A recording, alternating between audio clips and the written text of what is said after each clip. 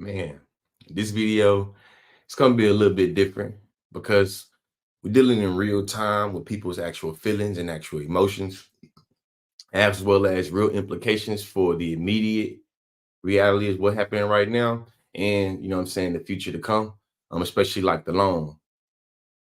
Before I before I got on this, I saw two other videos that was able to confirm what I was thinking about how the way that this Black people versus Palestine, pro-Black voters versus Palestinian content creators, kind of how it started.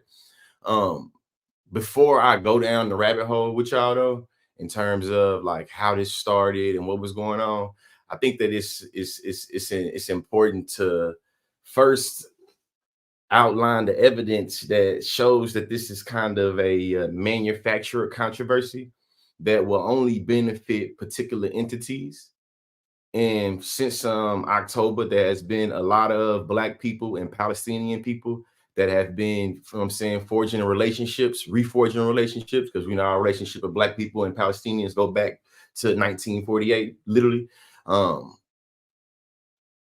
yeah, I'm about to upload this video, and we gonna go from there, man. I'm gonna drop this. What's up? What's that? Bahikia, I think is what it is. I'm gonna drop the link in the comment section. So if you're interested in, especially if you have context on what's been going on TikTok, if you want to, get on live and kind of give your analysis perspective a little bit, you know what I'm saying? We ain't gonna let you be too long-winded so we can have multiple people come up. I'm dropping the link to hop in the chat in the live. I mean, in the comment section, and the video is kind of long, so it's still coming through. Let's see if I can get access to the other video that I just made. I can just show y'all actually. So before I go down the rabbit hole with y'all of how this started exactly, I want to first get straight to the point of what I believe is going on.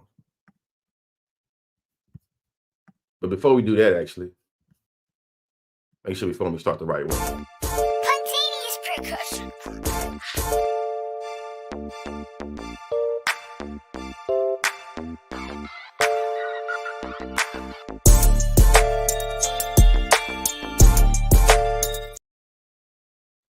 Yeah, I see you in the back. Was that JL?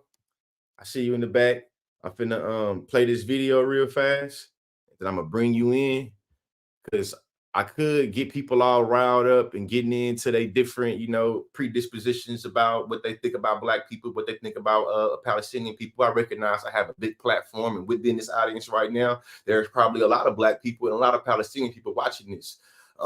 It's been very draining to watch this conflict go down, especially being somebody that has poured so much into, the Black community, specifically when it comes to building solidarity and coalitions with other people outside of the world, and really just being able to see how much American exceptionalism a lot of my fellow Black people kind of bought into, and to see a lot of the anti-Blackness that was coming from Palestinians. Before I play the video, just to be very, very clear, I think it's unethical to try to chastise a Black person and be like, hey, if you cast your ballot, you're being chastised, and if you cast the ballot as a result of you casting that ballot, you now shoulder all the responsibility for imperialist violence to the government. I think that's kind of crazy. I also think it is, crazy to tell a Palestinian American or a Palestinian in America that they shouldn't care about what their family got going on, because we only focus on domestic issues when we got so many tax dollars that's going there to literally brutalize their family, also while taking dollars out of our mouths. So while we worried about getting free college, or while we worried about healthcare, that government is able to take billions of dollars from America while also giving their citizens free healthcare and access to college for free, while our government telling us they ain't got enough money for it. Like that's kind of wild. Oh, shoot. I can hear you. I can hear you. So a lot of people have been asking my take on the Maya Tory situation and who's to blame. And honestly, the only person to blame is the U.S. government. Y'all remember when Meta admitted that Facebook and Instagram accounts promoting U.S. interests had ties to U.S. military? People are wondering, did Maya start it? Did Tory start it? But the reality is the person who started it is an anonymous TikTok account that will see no repercussions for their actions. During a time where we're seeing some of the strongest solidarity between Black and Palestinian people in recent history, do you think it's... I got that, right? An anonymous TikTok page with no bio, no nothing, is literally what started this beef between Palestinian people and Black people. Let's just make sure we rewind it a little bit to make sure we catch it, because it's gonna be very important when we get to the other videos while we're going through this. And I'm gonna bring, you know what I'm saying, my first guest on. We're seeing some of the strongest solidarity between Black and Palestinian people in recent history. Do you think it's far-fetched that the U.S. government that has a vested interest in committing genocide against both of us would stir the pot as a way of creating division? I'm gonna need y'all to lock in, because there's so many comments that get left on videos that are inflammatory as fuck, but the people who are leaving the comments don't even have a face to them. Whenever you see one of those anonymous accounts leaving a comment, I just want you to remember this meme. We really out here with user 36943 saying, as a strong Black woman, I think the Blacks talk too much about racism. Only difference is put that boy in an earpiece and a suit, and now you got the real answer. But if I'm being entirely honest, I feel like a lot of people use this opportunity as a way of bowing out of the fight for Palestinian liberation because they were not comfortable with the ways in which their actions were implicated in the slaughter of those people. I think it's important to give context, man. Important to give context. How you doing? Hey, can you hear me? Yes. Nice to meet you. Nice to meet you. How you pronounce your name? Jael, you got it right. Appreciate you. Jael. Yeah, what's your thoughts, Jael?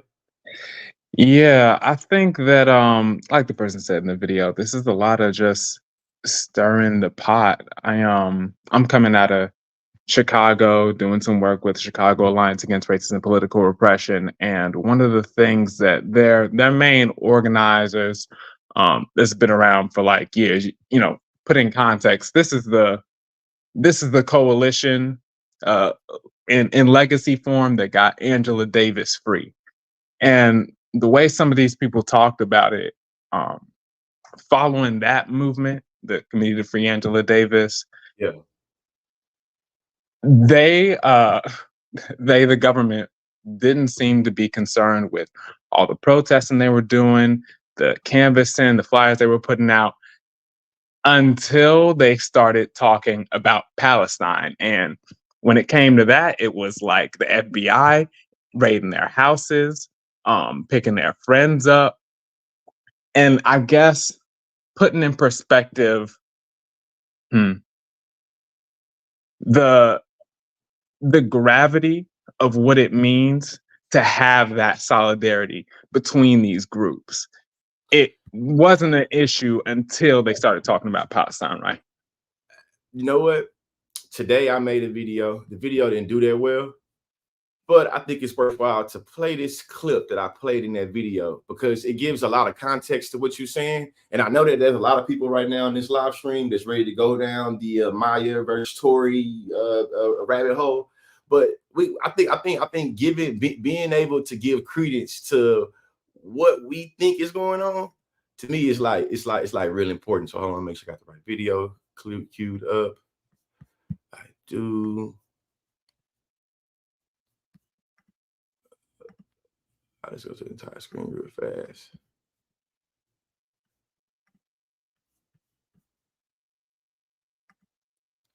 Major problem of Israel is with the young generation of the Black community. Black Lives Matter started. That's from 2002. That's what that's from. 2002.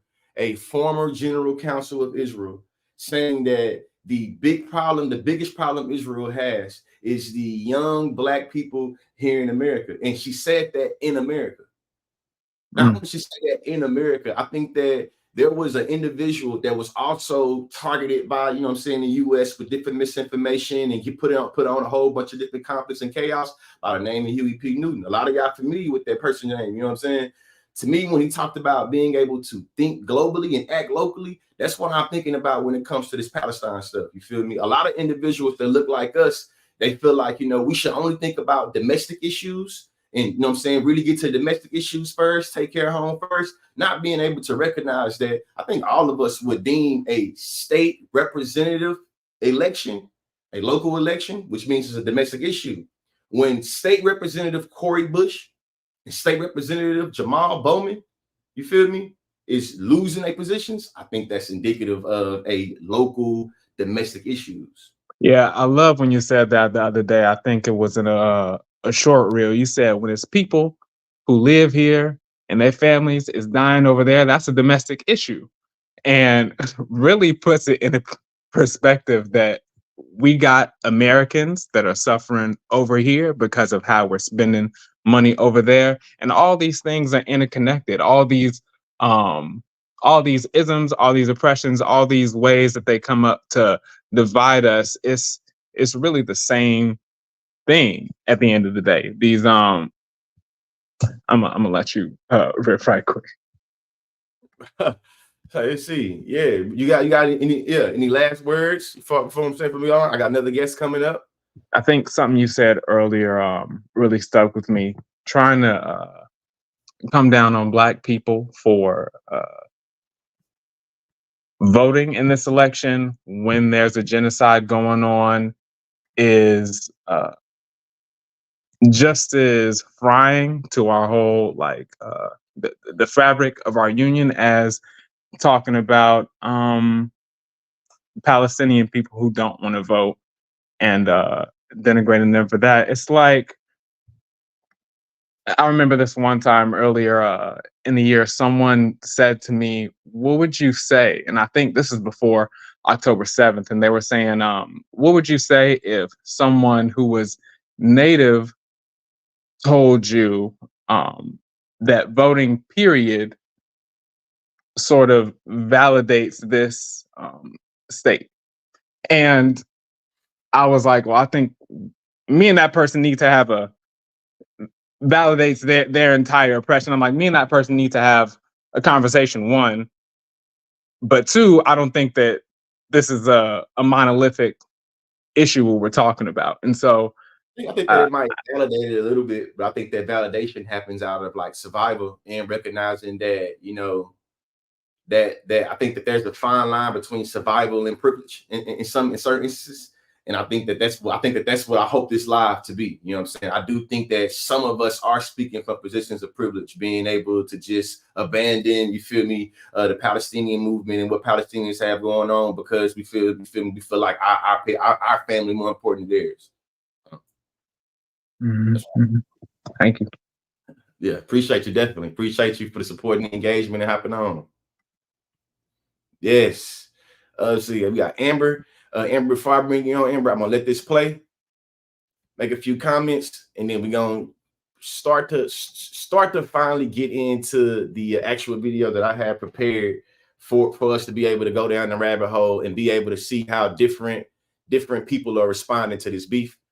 But shout out to our mutual right here, man. They always cooking. You feel me? They always cooking. Here go another amazing analysis. You know how I know the pitting of Black Americans versus Palestinians is a psychological operation? Because in November, December, January, it was leaked that IDF analysts were extremely nervous about how TikTok allowed people to see pro-Palestinian content. All the other social media platforms were and still are suppressing it, but on TikTok, the numbers do not lie. Pro-Palestine content does way better than pro-Israel content. And they were worried that TikTok is turning the youth pro-Palestine. And what happened a couple months later? Congress passes a bill banning TikTok. You know what was also leaked that IDF analysts were extremely worried about? Black solidarity with Palestinians. We have already seen how different arms of the US government are being mobilized to break up pro-Palestinian sentiment. So the idea that the CIA or the FBI, who have the stated goal of breaking up domestic counterinsurgency, wouldn't be involved in trying to sabotage the pro-Palestine movement is absurd. I have the utmost faith that, like most other leftist conspiracies, this is just going to be another thing that the CIA is going to literally admit to in a couple decades. Yes. How you doing? Where you coming from? What's your thoughts? What's up? My name is Amber. I'm from Memphis. specifically, Big Memphis. Yeah. It's so funny because you were talking about how this video didn't do that well. I literally saw that video 5 minutes ago come up on my feed. So like it definitely Man, like well, on probably TikTok do well. I would say that on TikTok specifically, it didn't do well. yeah. And I agree with so right before I came on, I was still talking, but I was muted, but I was like, I agree exactly what she's saying. I actually was talking to folks today about this exact issue at my job because they were talking about like all the stuff they were seeing on TikTok between like the Black community and the Palestinian community.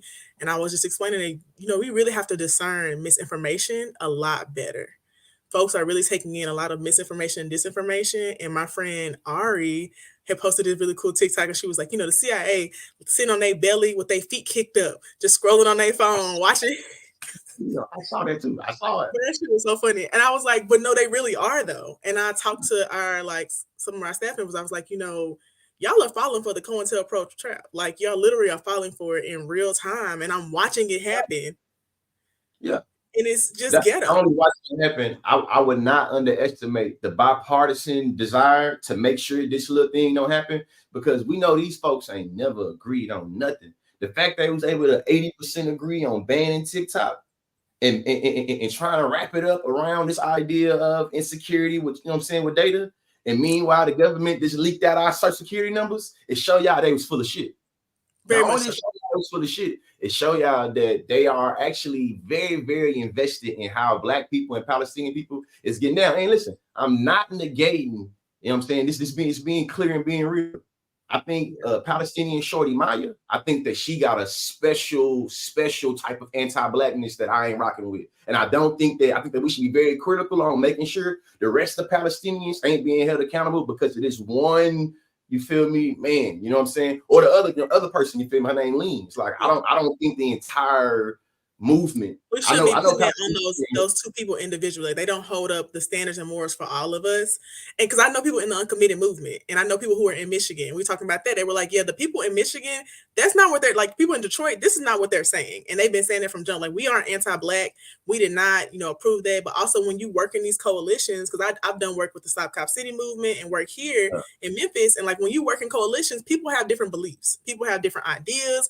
And that's why decentralized movements, they can be a little tricky because once something gets big, it's like, now they saying anti-Black shit, and now you're trying to distance yourself from that and also kind of switch what the strategy should be.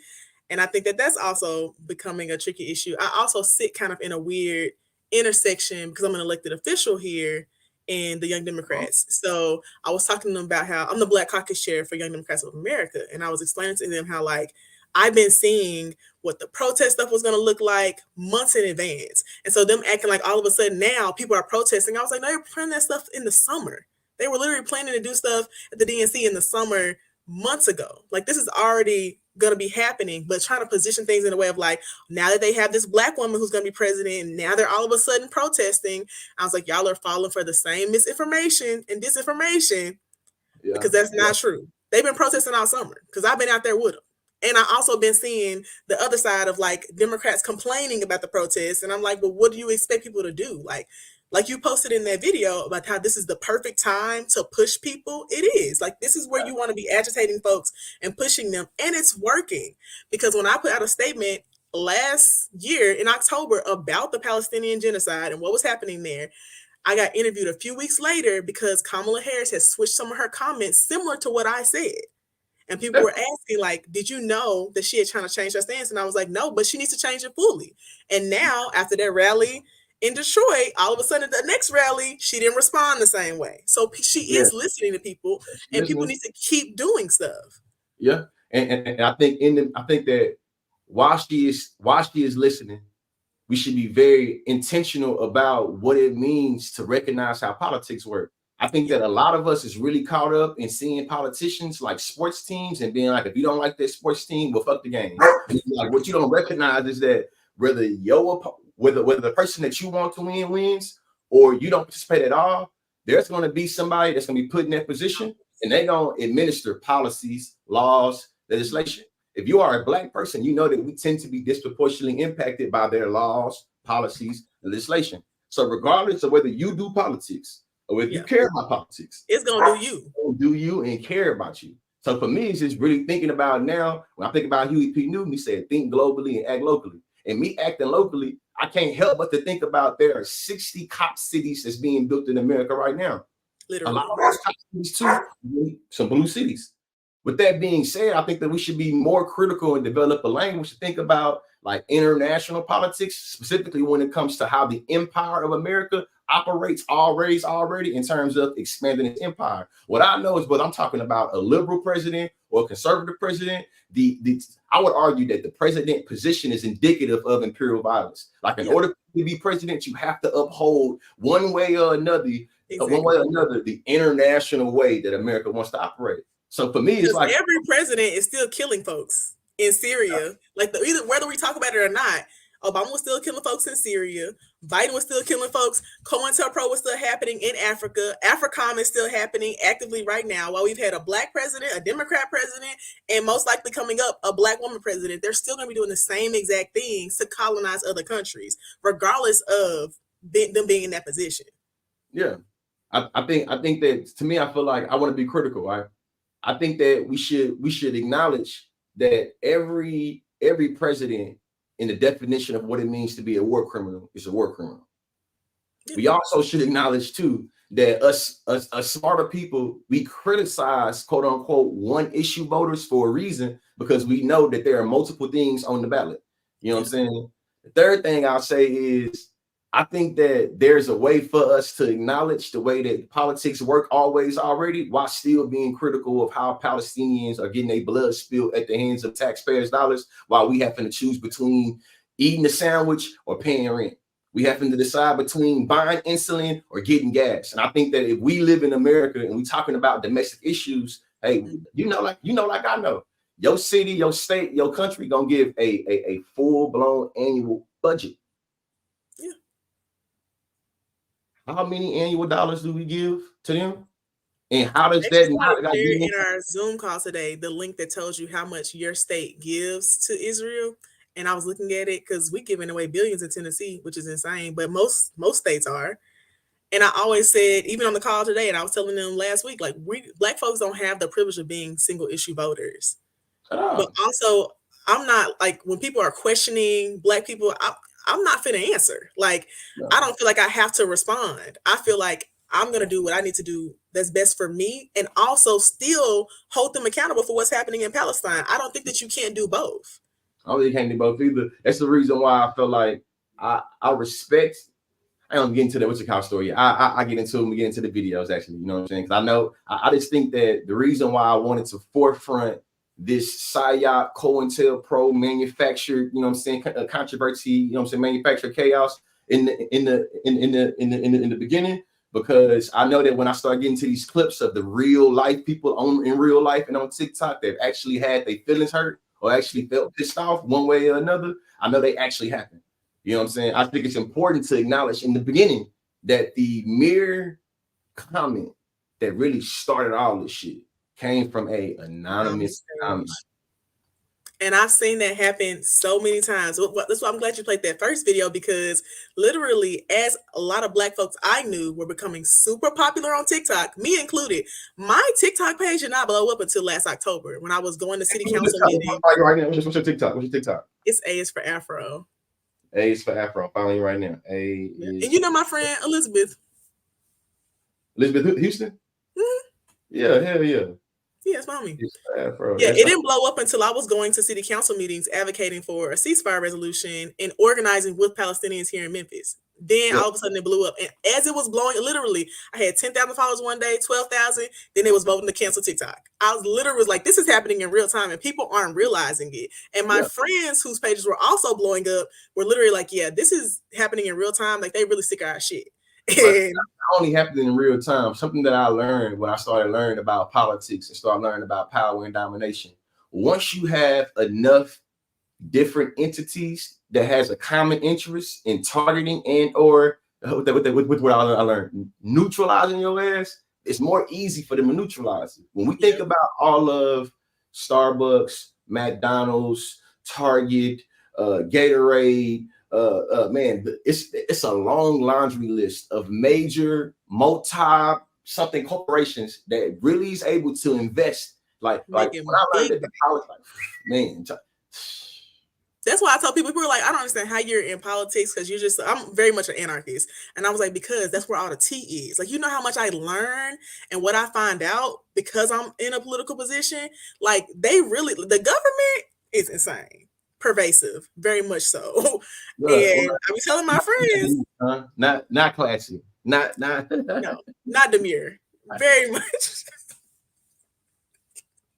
Bro, I've been saying very classy, very demure all day. Man, but you know, that's what you call. I actually want to get your. I'm about to show you the first video that I actually saw. Okay. And I kind of want your reaction, and then I'll let somebody else come on. I definitely appreciate you coming and sharing your your perspective. Shout out to you, Benjamin. Appreciate you, man, for stopping by. Definitely. Somebody just messaged me on Facebook and said they was watching me. Yeah, I'm on Facebook as well. So yeah, we on we on the book too, man. Like what I know is that the black folks that's really I feel like targeted by misinformation. It's a lot of our black people that sit in a local virtual spaces like on Facebook, and that's how they're able to target. You know what I'm saying? So though sometimes my engagement on Facebook is not as consistent as I was like it, I know that when it comes to, you feel me, especially like in places like Memphis and where I'm from in Bryan, Texas, or in Houston, shit, the local Facebook still jumps. They still jumping. But I completely stopped using my Facebook after like November, December last year because it's so suppressed. Like I was posting stuff because I led like a lot of the stuff around the Tyree Nichols movement here, like help pass some ordinances and stuff. And after that, it suppressed my Facebook completely. Like I barely ever see anything. And so I just don't use it as much anymore, which is also the government. But yeah. I'm curious to see how this video right. I get to play. Feeling like old school right now.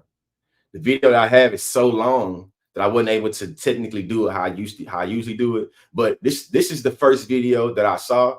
This is I don't even know who it is. I think this is Lean, I believe. Yeah. Keep Palestinians' names out of your fucking mouth when you're trying to defend your decision for voting for Kamala. I don't give a shit. I'm not here to try to persuade you one way or another. I know what I'm going to be doing come November, but my fucking God, just sit with your cognitive dissonance. Don't try to shove it onto the rest of us, all right? Palestine has nothing to do with it, because if you cared about Palestinians, you would not be sitting here saying that you're going to vote blue no matter who. No, you'd be putting these politicians' feet to the flames. You'd be demanding more. You wouldn't be saying, oh, I'm going to vote and then maybe I'm going to try to organize. You who have never organized a day in your fucking life. Just zip it, all right? Zip it. Us Palestinians, sick of hearing your shit. You know what? At this point, I will happily take it out of my bio because of. This is the comment. This is the anonymous comment. That's what I saw on Twitter. Yes. Before we get into that, what are your thoughts about the first video that I saw? And technically, it's not the first video, but it's the video that I saw. What are your thoughts? Yeah, the language threw me off completely in the beginning. I said, "Oh, she aggressive," but I just don't believe that you can't do both. Like the idea that I can't hold politicians' feet to the fire. I literally have walked into the mayor's office here on Facebook Live and said, "Why you don't be responding to us and when you don't give us his grant money?" Like I can hold someone's feet to the fire, and I worked on his campaign. Like I've worked on local elections here and still texted them and showed up at their house at 4 a.m.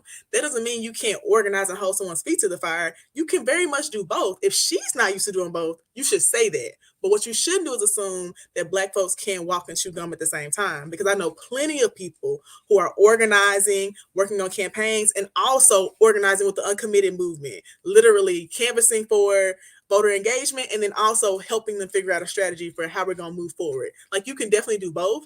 And I feel like the cognitive dissonance that she has is insulting us to assume that we can't. Anti-Blackness is very global. It's very pervasive. You feel me? Yeah.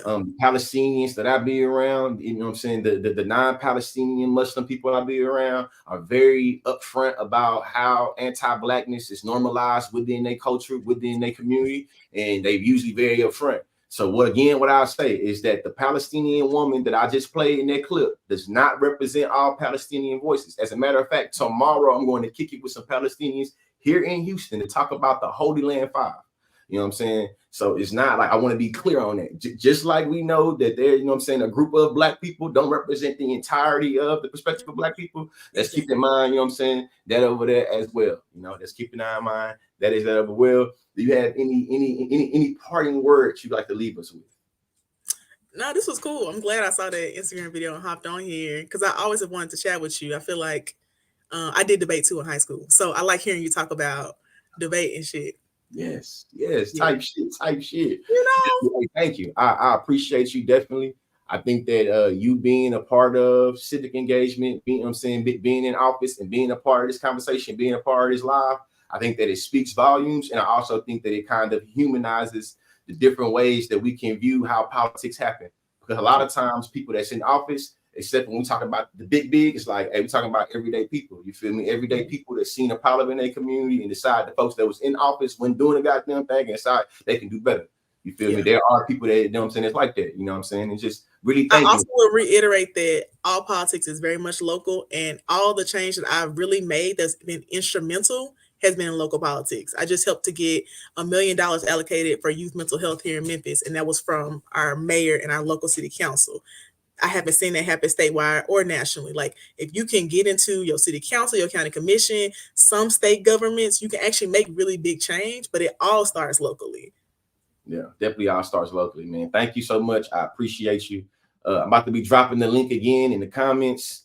If anybody want to hop on the live stream and share your thoughts.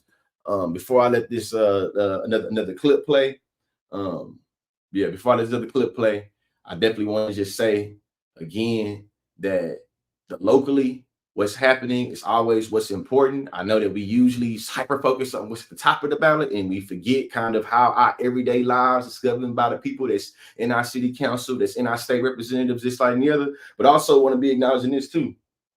It's not just the federal government that gives taxpayers' dollars over to the apartheid state to brutalize Palestinians. Excuse me. It's not just that. Remember when those students from the West Coast to the East Coast, from University of Texas to Columbia to UCLA, we seen them protesting. They were protesting because their universities were also investing in what is happening over there. And what they know is, what I learned as a policy debater, there's a trade-off. You know, if you got a 9-minute speech and you using this 9-minute speech to answer this argument about, you know what I'm saying, racism, it takes away from the argument, you know what I'm saying, time you have to spend the argument on like the politics this ad.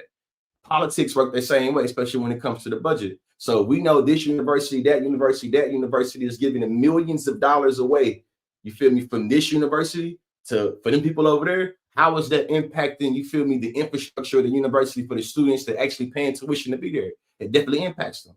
You know, if you're watching this right now, you're curious, you see, you want to Petri challenge me. Type in your state and what your state gives to Israel. Whatever state you're in, type in your state, you feel me, Israel, you know what I'm saying, donation, Israel, give them Israel money, and just see. You know, I think that right now there are a lot of ways that we being bamboozled, and a lot of ways that different narratives is being thrown in virtually, and they starting to grow legs and grow their own lives. The reason why I'm doing this live is to not only be able to raise some dialogue, hopefully we have some Palestinians that's able to hop in the live as well, but being able to really give out information and of course being able to, I feel like, put this to rest, man. Put this to rest.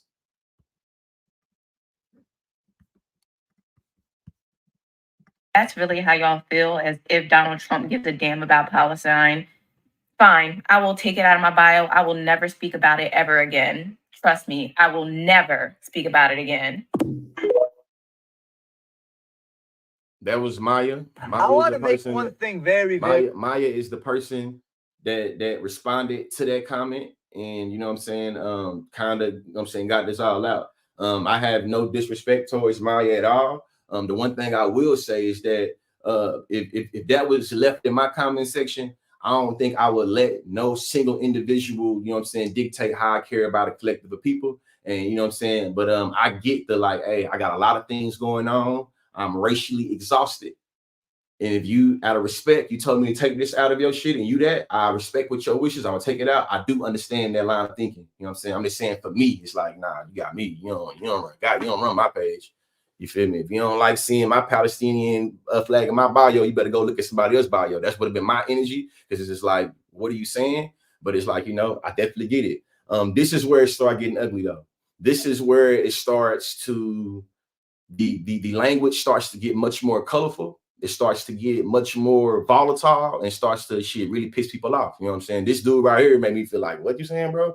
But you know, I'm just kind of walking this down the road and how kind of shit went. We are going to do everything in our power to make sure Kamala Harris doesn't win.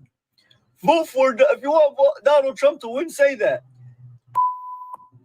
I will vote for Satan if I have to. I don't care who we got to deal with for the next 4 years, as long as you motherfuckers know that you up and you guys are going to deal with some type of repercussion for what happened for the last 10 months. I don't care who we vote for. I'm voting for independent candidate, either Justine or Cornel West. I know they're not going to win, but at least we'll take progress to hopefully one day having more than 2 parties and 2 candidates where we have a system with actual options. Until then, cope. We're going to make sure do everything I can to make sure that does not win and the Democrat Party loses the election. Thank you, guys. The thing that has me tweaking out today.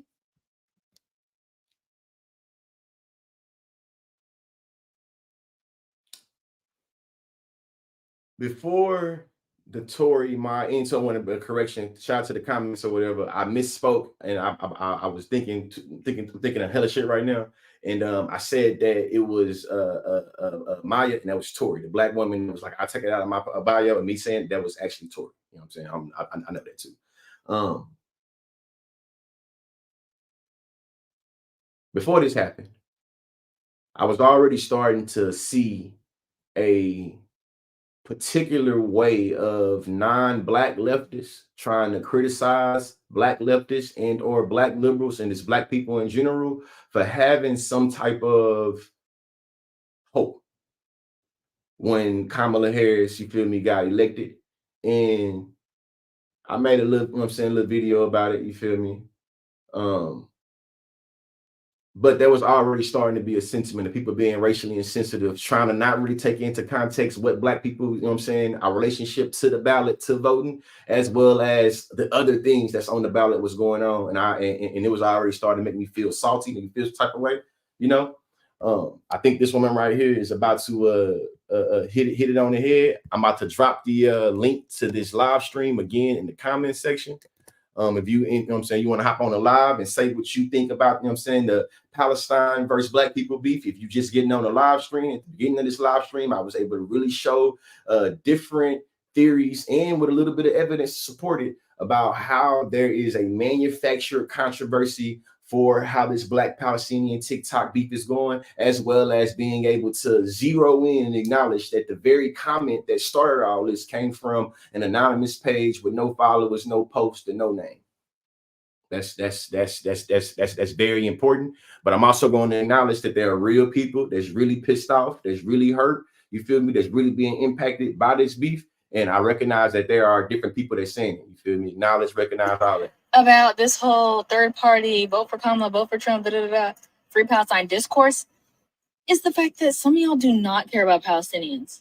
The Palestinians were like, you can raise money this way, you can give me resources that way, hear my stories, witness what is happening to us. And then somewhere along the way, y'all just lost the plot and started saying, oh, we need to suffer with them. Yes. Vote third party for these candidates that nobody's really looking into, or that nobody's ever heard of before, or that just popped up like 3 months ago, 6 months ago at best, or that one loser girl who comes around every election and literally does nothing but lose. But then you want to jump on black people for saying, you know what, I am hopeful about Harris's presidency and I might just vote for her. Might. And y'all jumping on us, and none of y'all are black. So how could you know what's happening in our community, how we're feeling, what this means for us?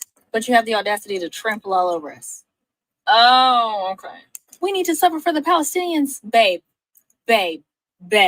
Like, start centering actual Palestinians' voices and stay out of black people business. The reason why that video is in there is because of the commentary about third party. That's also been a part of this beef between Palestinians and Black people. Only a couple of us, though. You know what I'm saying? Not everybody. Want to be clear on that. It's about the potentiality for that third vote. I think that having a prominent third party is something that I'm definitely always dream of in America. I do think that a lot of our third party people right now, I think that they do it very lazy. I think that Jill Stein just dusting off her campaign every 4 years and not really trying to get in the office in a local level, state level, city level. I think that it's not really doing her a service, but also recognizing that in civics and government and history, they teach us about separation of power. You know, it teaches about checks and balances. You know, so it's like if if you can't understand what that mean in this conversation that's going on right now, I don't think you really. I feel like you should be quiet and start to learn more. You know what I'm saying? BXTX, I see your camera not on, but when you get that fixed on, I'm gonna bring you in. This is Too Real, Too Raw. Yeah, woke as fuck. This definitely feels like in you know, one of them type of psychological operations, man, or just one of those operations, you feel me, to infiltrate and to cause chaos. When I was reading them COINTEL documents from the CIA, it was something that was very, very consistent in there. And what they were worried about is having some type of unification, not only of Black people, but the idea of oppressed peoples around the world being able to do it. I probably don't get it. I ain't gonna get into every single one of these videos that I have prepared for y'all. But there is a conversation about how Palestine and Congo specifically are intertwined. And you know what I'm saying? I think it's important for us to recognize that how much international desires of our country allows for those countries they have international desires with to come here to America and or be in America and take advantage of different stuff, man. This is Too Real, Too Raw, you feel me? Too Raw, Too Real, you feel me?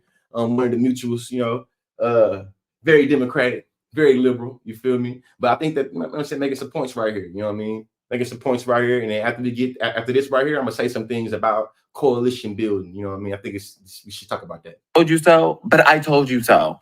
Everybody thinks that Black people are their social justice mammies, and we're only useful tools to get what the fuck they want, while they simultaneously tell us to give away our rights and freedoms in America for them to be in the same predicament, actually in a worse state if Trump gets reelected.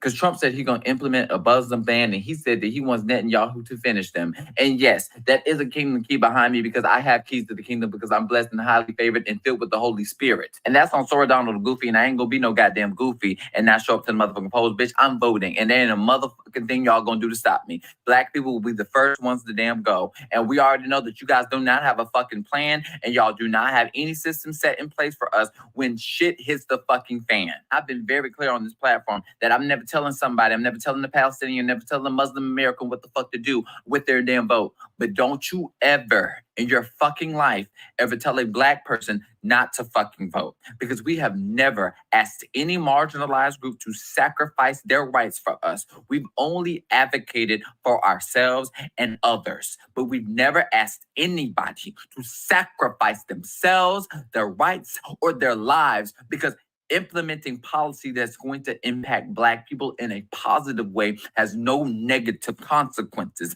on any marginalized group or society.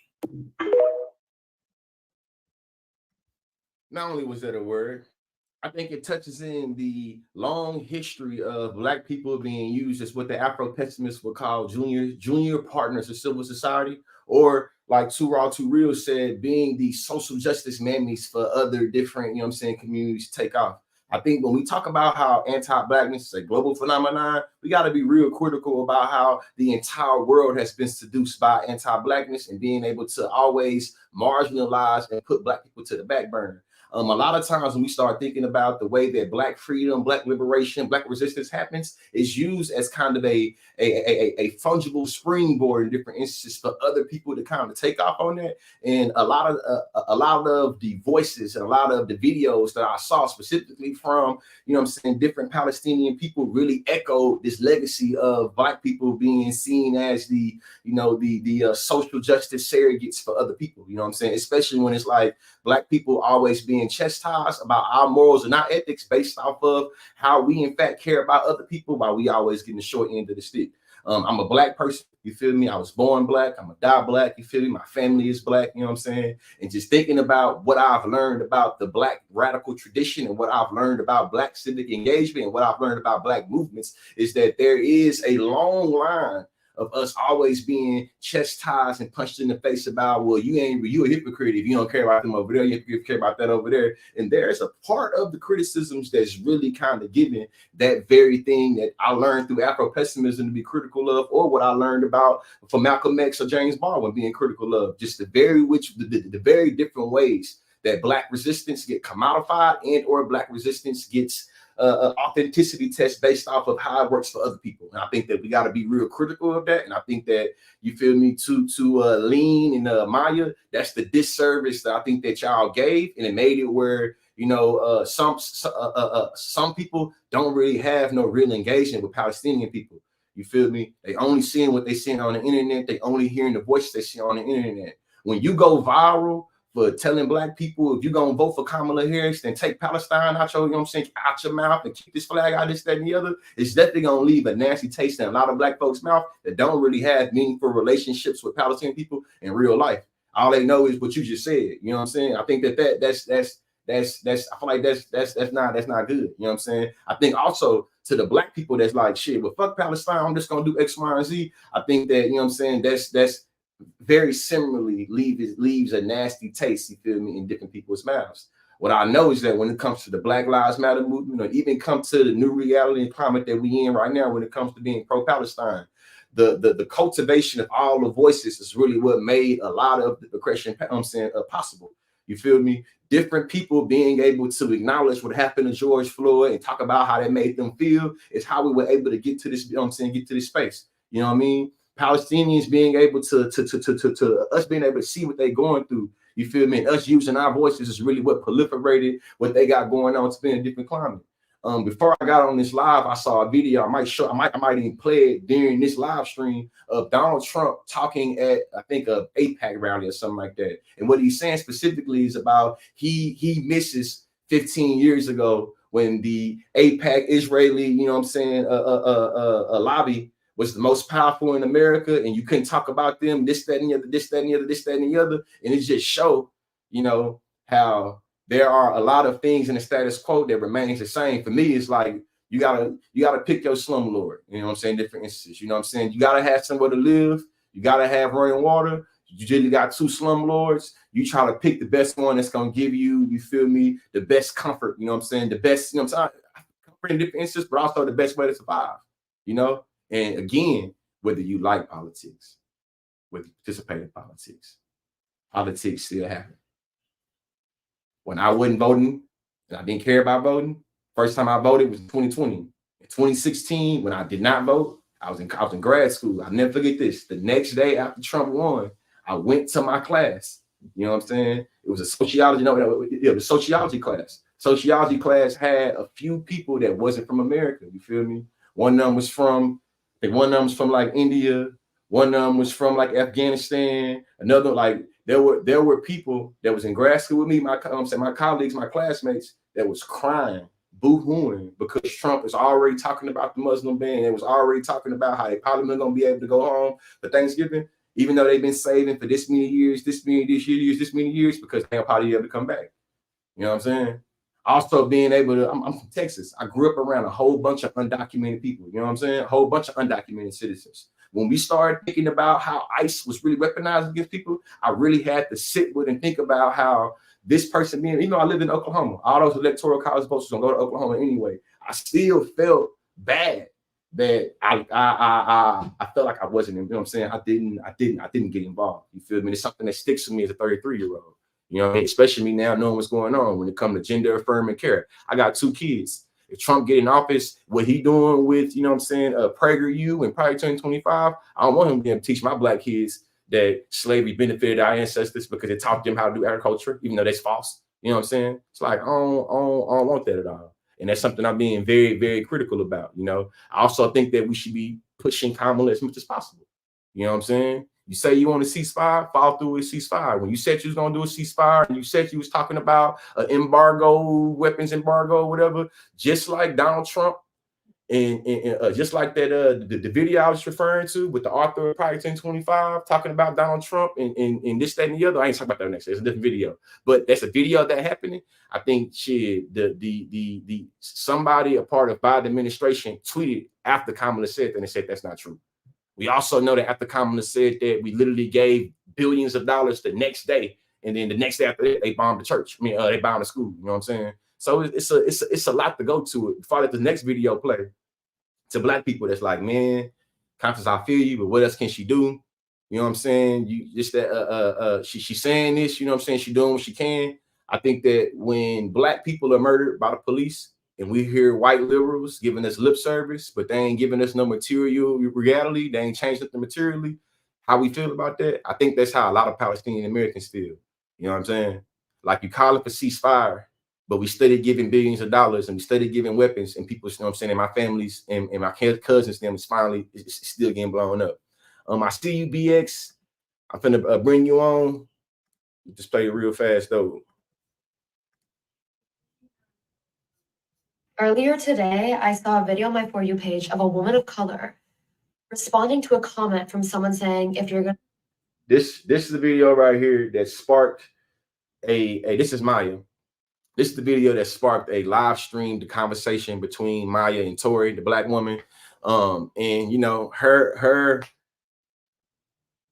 culturally like her showing no cultural competence and just being racially illiterate. She referring to this Black woman as a person of color. And Maya actually, you know what I'm saying, kind of like, you know, feel me, hits her with that a little bit, but you know, we're gonna get into that. Vote for Kamala Harris, take the Palestinian flag out of your bio, because the woman was supporting Palestine and had the Palestinian flag in her bio. And her response was, okay, I'm never gonna support Palestine again. And I was reading the comments and it was like, there's other countries struggling in the world. Not everything's about Palestine. If you can't listen to Palestinians telling you that Kamala Harris funded and supported our genocide, therefore we are not voting for her, therefore we are not going to support her publicly. If you could hear us say that and your reaction is, well, I don't care about Palestine. I'm never going to talk about it again. I'm never going to support you guys again. You're a really bad person and you never actually cared about Palestine. People treat politics like it's just like a trend. Like, it's really cute to be like, I love Biden, I hate Biden, I hate Kamala, I love Kamala, I love Palestine, I hate Palestine. Palestine isn't a trend because thousands of Palestinians are dying every day while you sit on your phone and decide whether or not you're going to support Palestine today. I am glad that that girl took Palestine out of her bio, because she was obviously never a Palestine supporter. And if you can be that easily convinced that the people in Palestine don't deserve your support because someone told you that you're wrong for voting for the person who funded their genocide, then you really never cared. And it's really horrible. You can have your opinions on Kamala. I'm not here to tell anyone who to vote for or who not to vote for. I'm also very much not a Trump supporter. I would never vote for Trump. I don't want him to win. He also hates Palestine. But if that's all it took for you to publicly revoke your support of the nation where babies are dying, where they have the highest number of amputee children in the world, you never cared in the first place, and you just saw that's a fun trend to do while you were waiting for the next big thing, that is Kamala Harris. You disgust me. Man, I'll try to skip to some videos, to some of the clips to get to some of the more meat of it. Before I do that though, what's going on, man? What is your perspective? I see what you told me in the private chat. I respect that definitely. Thank you. Okay, so a couple of things. I think I agree with you all that there was definitely a lack of cultural awareness or sensitivity in the delivery coming from the rightfully hurt Palestinian diasporic Arabic community, right? And trying to communicate that, right? In such a way that it almost seemed to alienate their allies, right, in the Black community. But I also think that the mantra, like the vote blue no matter who, it almost it hits both sides of that equation in a way that can be, because it is very vague. It's a quick talking point, right? But I think it hits both sides because from the Palestinian perspective, they're hearing that and they're like, yo, these people aren't even going to ask any questions. Like they see what's going on. They're not going to ask any questions. So they feel like, yo, y'all just threw us to the wayside as soon as your overwhelming like fear and rightful fear of Trump came to the surface, right? Like forget the Palestinian cause. That's what I'm sure to them came across as, right? Yeah. Whereas for Americans, specifically Black Americans, with what has happened historically in this country and with Trump, the perspective is like, oh, nah, this is impending doom, right? So we're going to go ahead and jump on this bandwagon and get right. I think those two groups could have come together and said, hey, what are your core issues? Here are my core issues. We don't particularly care for this candidate, right? Because we still see some similarities to the previous presidential, you know what I mean, kind of strategy. Like she hasn't completely broke ranks with Joe Biden and his geopolitical strategy, but can we at least ally on like a Venn diagram? Where do our concerns intersect and overlap, right? And where we recognize a gap, understand that we as Palestinian people and our community, right? They're like diaspora of Arabic, Muslim, that community, we're still going to continue to push back. And this is why we're pushing back, because this war is still going on. The people are still dying. There's no plan for whether it be the previous two-state solution or whatever's supposed to be going on in the future. Yeah. Like it, to me, it was just not, I don't want to be like, oh, it was just the miscommunication. I think both sides have valid concerns, right? They really do. But like, I think that leadership on both sides, whether it be political leaders, social leaders like yourself, come through and here are our, I think wasn't it like maybe it was 4 or 8 years ago, maybe it happens like fairly regularly where Black political leaders present like their top tier issues to the presidential candidates. And they say, hey, these are the things we're concerned about. How many of these can you check off? Can you commit to X before you get our endorsement? I think the social justice community, the academics on the Black side of things could have done that.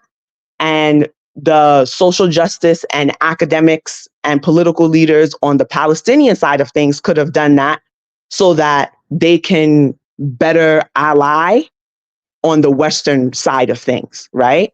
We're not going to, none of us are going to get everything that we want, but that collaboration would have made a huge difference. And then I think another thing that came to mind as you were playing those videos, and I ironically, in another live that I watched it came up during Olaremi's live, I believe, where there was a conversation about imperial privilege to a certain extent. Black people in America have been through it. I am second generation. So I have immigrant parents, but I have a strong cultural tie because this is all I know, right? But at the same time, there's a certain, I don't think that Black people in the West, because they deal with so much racism as within these systems, that they realize outside of this bubble in developing countries, or however that, whatever the appropriate term is, right? How much worse it is, right? And we don't necessarily realize when low key we start to think with the spirit of entitlement that Westerners, white people, whatever, because we live in the imperial core and we don't realize when that has started to like seep into our subconscious. Definitely. And I think what you're saying right now is why I believe there are some valid concerns on both sides. I think right now what you're getting into is American exceptionalism. And I think it's very rational for different Palestinians to be critical of how a lot of Americans that have kind of bought into the Palestinian movement, how a lot of us are falling back on American exceptionalism. And American exceptionalism is being like, well, you know, imperialism gonna happen anyway. I gotta care about me. I gotta get me first type shit. You feel me? Or like, you know, I think that we gotta take care of home first. We can't think about international stuff. We gotta care about domestic issues. For me, it's too. There's some legitimacy to it, right? I don't fully blame them. Like in the same way where they say like, you know, I hate to use this example, but when they say like with a mom who has like several kids and a husband and that whole family nucleus where they're like, hey, make sure as a mom you take care of you first, because how are you gonna leave yourself uncared for? That's gonna like even minimize how much you can give to those around you, right? So from a very strategic perspective, I understand that there is logic in like, hey, if you want us to have the capacity to advocate for you, we have to be in a somewhat stable environment for us to do so. There is some honest strategy to that. But at the same time, I think there is a way to communicate that doesn't make the other side feel like they're second tier, like you've just thrown them to the wayside. You can say like, yo, it's hectic right here in this country. We know this man is trying to be on some like Orange Mussolini action. We need to like nip that in the bud real quick.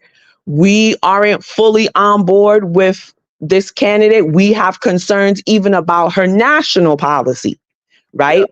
Yeah. So we're going to bring all of this to the table. And you're talking to somebody who even till now, I'm still like, yo, if it comes down to a third party, because this is how I feel. But if a coalition between these two interest groups, I guess, for lack of a better, these two populations, right, could what are your top 10? What are your top 10? Can we agree on top 5 or what you're saying right now is I think that it really highlights the double-edged sword of social media and how messages are proliferated and how trends catch fire and how they become so big. On one hand, you can acknowledge that the social media trend of being able to really see what's going on with Palestine, being able to learn Palestinian history, definitely is able to light the fire of inspiration and empowerment for a lot of folks and being like, nah, free Palestine. On the other flip side, though, it's like recognizing that all this shit has started from like being real. 4-5 random TikTokers. 4 or 5 random TikTokers has created an entire virtual conversation that makes it where this video is titled Blacks versus Palestinians, when in actuality, there was only 5 people that started this shit. You know what I'm saying? That was being reactive is what it sounds like. Not only being reactive, it's like showing how like the beauty of social media can be undone and made so ugly within social media so quick like that. Quickly, true. And being real, it's like I would argue that shit, it took way longer for the fire and the resistance to kind of coalesce the way it is from October to now. And it seemed like shit, I'm still trying to decide if I feel like a little bit was undone or a lot was undone, but seeing how quickly shit was starting to unravel within a week. Because I really like, typically, I don't like getting the TikTok drama. You know what I'm saying? I like making my analysis, making my videos. You like it, you don't. I gave you information, do with it as you please. The drama and the beats between TikTokers going back and forth and shit is like, I really don't try to get into that. But after day 4, day 5, now it's like, okay, now this is no longer this TikTok drama. Now I'm seeing talks about this on Twitter. I'm seeing talks about this on Instagram. I'm seeing talks about this on Facebook. I guess now it's time, you know what I'm saying, for a Black content creator that's a little, you know what I'm saying, that has a little bigger following to actually kind of finally add themselves to the conversation, because I feel like shit, it wasn't happening. You know what I'm saying? So now I am doing the exhausting, dirty, messy work of having this conversation. And I don't lie to you, it's very emotionally draining, intellectually draining to even have this conversation. But at this point, I feel like it's a conversation that has to be had. And I know the work that we do is ultimately exhausting. It's messy. Yeah. So one other thing that very quickly I want to say comes to mind, and maybe it's because of the space that I'm in corporate America, as I mentioned, like where PowerPoints are overused, right? Like they're overused. But I think TikTok is great as a short format, like informative, whatever, right? And we know that in general, people's attention spans are super short already. For me, I always had an interest in this because of where I come from, being a very diverse area, right? But I did a deeper dive, like between Mark Lamont Hill, like, yeah, you know what I mean? Like just various people, like literally my YouTube went from like 5 followers for hair to like 100 people later, right? Yeah. So, like the reason I bring up the PowerPoint situation is it's great to be informative vocally, right? But sometimes people need that quick visual reference so that even after they've walked away from the content that you shared with them, right?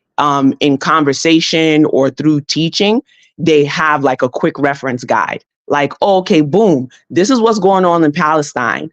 But here are how all these things that are going on in Palestine from a political perspective end up having a distributive impact here in America. Yeah. Like if they have that quick connection point, like we already know, IDF is trained XYZ, it turns around and that training comes to America in our police force. And I think I maybe heard at some point, like someone mentioned in some branch of like local state militia as well. I'm not sure, right? But either way, it makes its way here, right? We know, yo, how is it that all this money is going to this rogue state in the billions, and mofos don't have healthcare, education here, but the people in that country, despite their warmongering and genocide, unfortunately, have socialized care in a way that we don't here in the States. So literally my tax dollars are going to that. That is huge for Black people, as healthcare for Black people and education for Black people are one of the like major milestones for our success. Being able to make that quick connection point, like, yo, you might see this as a moral issue, but there are some real ramifications in your life as a Black person. And then even going as far as like, yo, a lot of the first people to really get loud and activated where this was concerned and bear the worst consequences, with the exception of like some actual like acts of violence, because we know that like some anti-Muslim and anti-Arab people like actually like shot children here in America and things like that. But like from academia and things like that, like a lot of the people who have borne the consequences of it have been Black people, right? Like, so it's like there are very direct point-to-point connections that can be made that should bring us together. And it shouldn't be an either or, but it should be, we are unified on these 5 to 10 action items. You've got a separate 5 or more action items that are exclusive to your Palestinian brethren. And I've got 5, 10, 20, whatever it may be, that are exclusive to the experience of Black people and the history of Black people here in America. Let's push her for these 10. Yeah. And then see what we can do on grassroots for the remainder on each of our sides and go from there. Yeah. Yeah, definitely. Appreciate that. Definitely. I'm gonna let a few more clips play and I'm about to get out of here. All right. Definitely. Thank you. Thank you so much for the perspective. You definitely gave some. I think that you was able to give us a lot of context, you know, on how these conflicts operate and how we can come to the table with some demands and make it where we can create this Venn diagram to be able to really move policy and not be, you know what I'm saying, just debating each other on social media. So I definitely, I hear you. Thank you. Yes, yes. Man, I think that it's important for me to really explain to y'all when you read Project 2025 and you see the ways that Republicans are able to get behind a common cause, it's kind of what holds the left back a lot of times. When it comes to how we are able to organize with each other, too much we get caught up on who is the most radical, who is the most left, who has read the most, who can give the most criticisms, and it gets in the way of us organizing. You feel me? A lot of us on the left, we good at mobilizing. We can mobilize a lot, but we fall short of the organizing because we get a lot of shit get in the way. You know what I'm saying? And it's like not saying vote blue no matter who. It's not saying bury your morals and your ethics in the matter of building solidarity and being in relations, but being able to acknowledge a common interest in some way, shape, form, or fashion, and being able to center that and prioritize that until that goal is hit. You know what I mean? What I know from living in Texas and from living in Oklahoma is that there are a lot of white redneck conservatives, and to be clear too, not all rednecks are conservatives, but the redneck conservatives I'm talking about, they have a lot of different disagreements. You know what I'm saying? I know a lot of us black people that's only been around black people, that's been around black people for the majority. We have a lot of ways of universalizing what we believe to being a unique black problem and ignoring how a lot of humans also have those same issues. But that being said, white folks disagree. They disagree on tax cuts. They disagree on guns. They'll disagree on being Baptist or being Catholic. They'll disagree on, you know what I'm saying, shit, whether this should be open on Sundays or not. But they'll come together to be like, we don't like black people. We want to continue to kill Palestinians. We want to continue to bastardize and weaponize, you know what I'm saying, people's ignorance against trans people. We want to continue to take away reproductive justice for women. You know what I'm saying? These are all the things that come together and coalesce about. Right now, at the beginning of this live stream, I showed y'all a video of a former Israel council person, somebody that worked in the Israeli government. Before all this shit not totally even happened, saying Israel's biggest problem is black people, younger people here in America. The same people that's killing the Palestinians also say that we are their biggest problem. It don't get no more, you feel me, just in your face than that. You know what I'm saying? Not only that, it's like, hey, man, there are a lot of wonderful people in Missouri. A lot of wonderful people in Missouri, you feel me, that was being impacted and being represented by Cori Bush. Because Cori Bush decided to be a defiant black woman and stand up for humanity, her position literally got came for a local state position. Like a local state position. And it's just like, I don't know what to do with that, especially in a world where it's like there are so many people that only want to talk about Palestine as just being an international issue. And it's just like, I get it, definitely an international relation, but it's an international relation that has domestic manifestations, domestic ways of impacting how we're able to feed ourselves. You know what I'm saying? How we're able to get healthcare, how we're able to literally be policed or unpoliced. You know, during Ferguson in 2014, when Mike Brown was killed, there were a lot of Palestinians on Twitter that were sharing different tactics for black folks here in America of how to navigate around tear gas, how to navigate that, you know what I'm saying, militaristic, you know what I'm saying, gear that's being sent here from the militaries that was being, you know what I'm saying, like there, you feel me? Like it's been there, you know, from Huey P. Newton to Malcolm X to Amari Baraka, all these individuals talked very explicitly about the Palestinian struggle and about how it was real core and core with the black struggle. So when she's talking about the woman in the beginning of this video about how black people in America is the biggest threat, I feel like you really got to sit with that and really think about that. Really sit with that and think about that.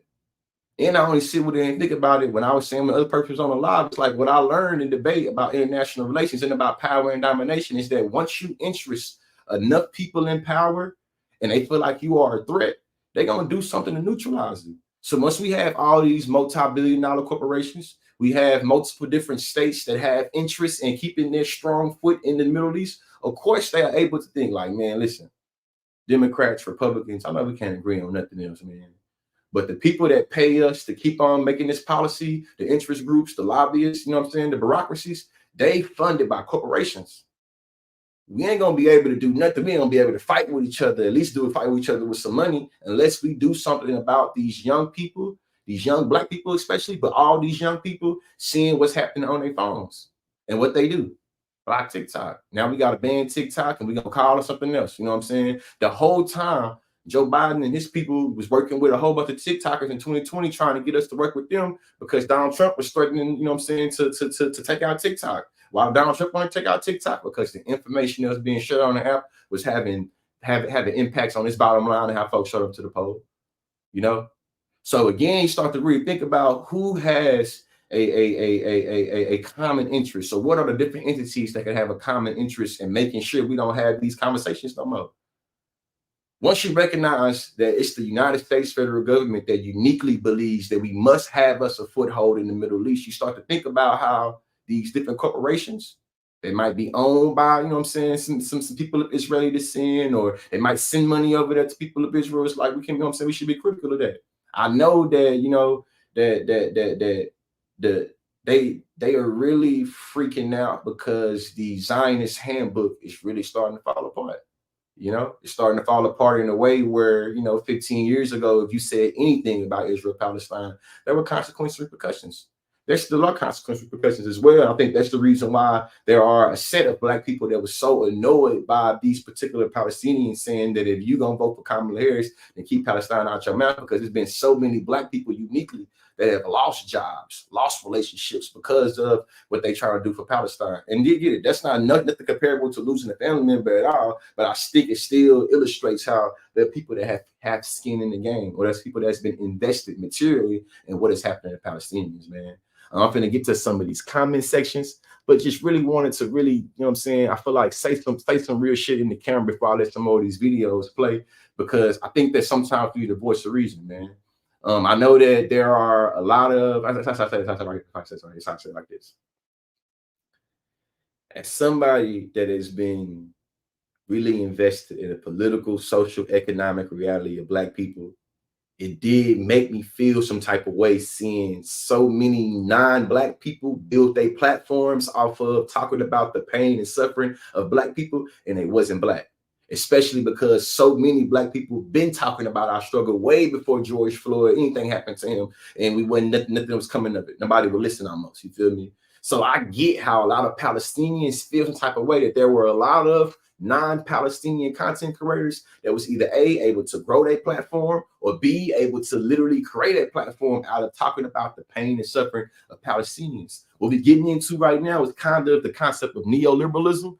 It's specifically when you're able to like buy and traffic and barter pain, feeling, emotions, and do it in a way where you're able to get profit, or do it in a way where you're able to kind of exchange. And I think that it is ethical for us to be very critical about how people use other folks' pain and struggling to build or to expand, especially in the conversation of talking about imperialism and talking about, you know what I'm saying, empire building, you know. I'm not gonna play this. It's one video right here. Bad form, all while caping for a genocidal cop. Come on, guys, come on. So I have my 2 cents to say after watching Maya and Tori's live. Like, first of all, Maya was giving, I'm going to sit here and talk in a calm tone, but say stuff to rile you up so you seem loud and irrational, while I seem calm and collected. I don't like that. And secondly, Not only did Maya do that, to the non-Black people that love to have conversations of dialogue, love to have conversations, and you deploy the politics of niceness, where you try to portray yourself as the objective, nice person at the expense of somebody being seen as the overly emotional, mad person. We own to y'all. A lot of us really been on to y'all. You know what I'm saying? We learned how to do it first because the white folks gaslighted us for so long, being able to play with aesthetics while trying to talk calmly and slowly and say things that has microaggressions with deniable plausibility, so I can say, why are you talking loud? Why are you getting mad? We on to it. We on to it. And a lot of reasons why it's hard for us to build solidarity amongst, you feel me, different people of color is because so many people of color cop out and sell out to anti-Blackness. When it comes time for you to keep your comfort, or when it comes time for you to try to get some progress or get some accessibility, a lot of people of color have shown that they will buy into different sentiments of anti-Blackness. And that's what Maya did in this live stream. I already unfollowed Maya a couple of weeks ago because she was making videos talking shit about Kamala Harris. And I was commenting that videos like this are very dangerous because now you're going to start to split the vote. And after I commented that, she told me to take Palestine out my bio because I can't support them and Kamala at the same time, I guess. And she keeps saying that she's not endorsing Trump. It's not a vote for Trump. She's not going to vote for Trump. That's not what she's saying to do. But if you look at all the replies to that comment that I initially left on her video, there are people who are telling me directly underneath that comment that they are going to vote for Trump. So like I said, videos like she's making are dangerous because now the people who want to support Palestine think they should vote for Trump instead of Kamala because Kamala is actively funding the genocide. Which is insane because Trump literally said that Netanyahu should finish the job. But okay, that's not even the point right now. The point that I'm trying to make is that we have never had a perfect presidential candidate, ever. Never. Not even the third parties. There's always going to be stuff that we don't agree with. But you have to pick the party that's going to be easier to work with. Who do you think is more likely to stop the genocide? Trump or Kamala? Be real. Who's going to be easier to negotiate with?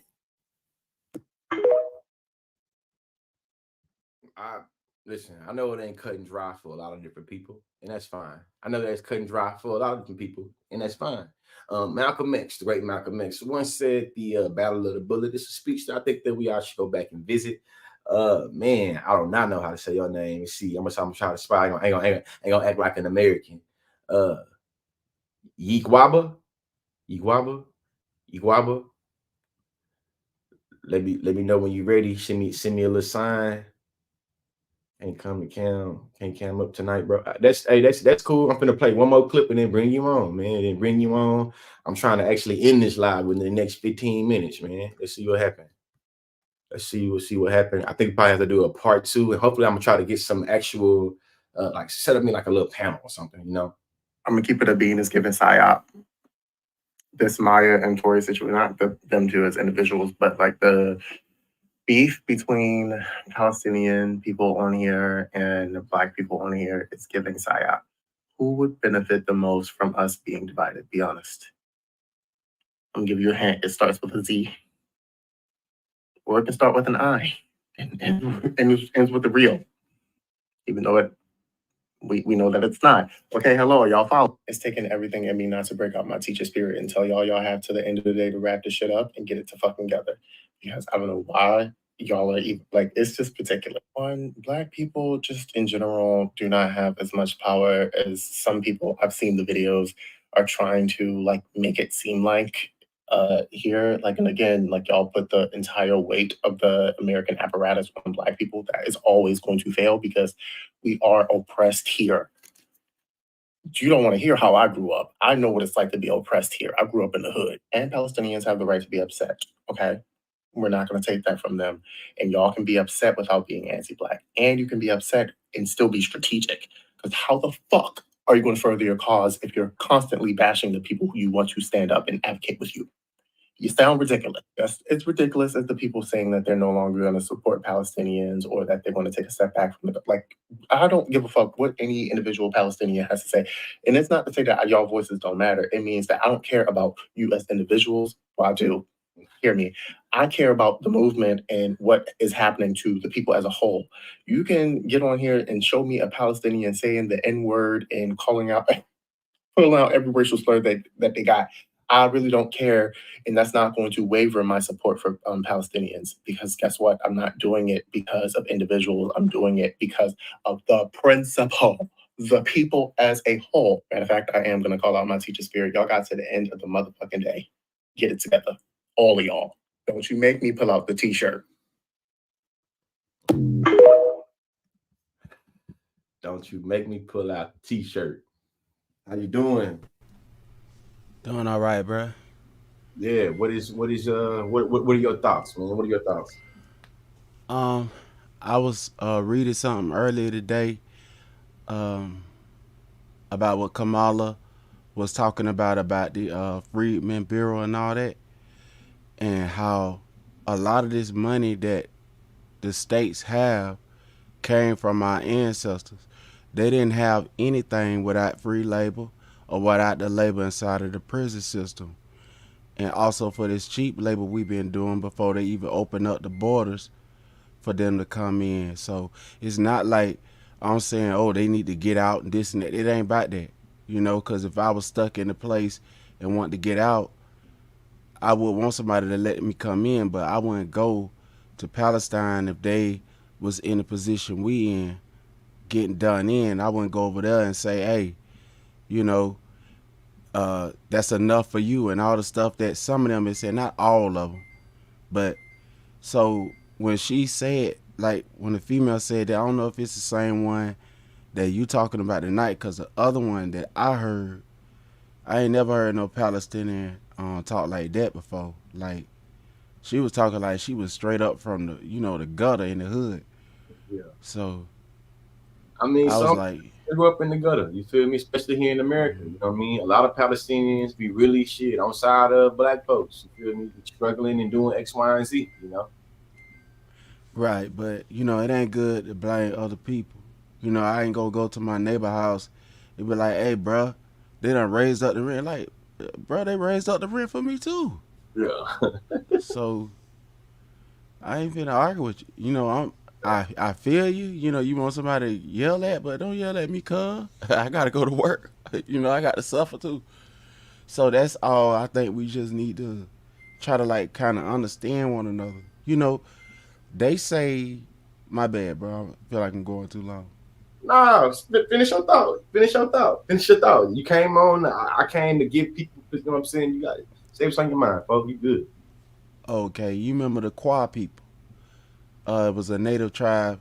They don't like say native over here, but it was a what they say indigenous tribe that came from Africa, and they say that that was a story that was doing in Hawaii about how the dark skinned indigenous people came to America before the European invaders came.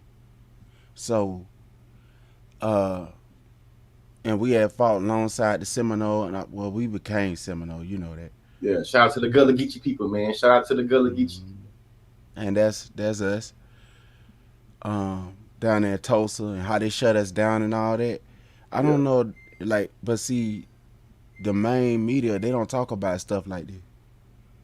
So Nah, nah. The main media be more likely to talk about Margaret Rubin talking shit about black people and or critiquing how black people don't want to work together and this, that, and the other, and this, that, and the other. right. Black people being like, man, I don't give a fuck who the message is. He's saying something that's right, this, that, and the other. These just show, man, a lot of people be racially illiterate. They lack the ability to read the right situations of race, act like black people are the only people to fight with each other and disagree. The only people to kill each other, the only people to argue. And it's just like, that's just false. You know what I'm saying? I went to a predominantly white university, and let me tell you something. No white folks will fight each other just like we do. You feel me? People always talk about statistics. You know, hey, man, 92% of black people kill each other when each other. Like, hey, well, shit, 80-some% of people like white folks kill each other at the same time too. What is the right. for this 9%, 8% difference between how white people kill each other and black folks kill each other? It's starting to come out. Is they keep talking about all the other stuff, but really they holding on to all our money, and they So what I'm saying is that they handing out money here and there, and we looking around like, okay, when y'all finna talk about this money with this Freedman bill that y'all keep handing out to everybody, and we can't touch it. So that you're talking about, man. You know, I spent 13 years in Oklahoma, and then we'll get back to this conversation. We get back to this Palestine Black folks conversation. But I spent 13 years in Oklahoma, and one of the first things I learned about, you feel me, was the Cherokee versus Freedmen Railroad controversy, and how long that conflict been going on, and exactly what's happening with it. And what I know is that settler colonialism, settler colonizers, white folks that is able to view resources that different indigenous folks have, and they want to come and steal it and come and take it. I think that has happened a lot in different instances in the you feel me, the Cherokee Nation. I know Cherokee got different, you know what I'm saying, clans, you feel me?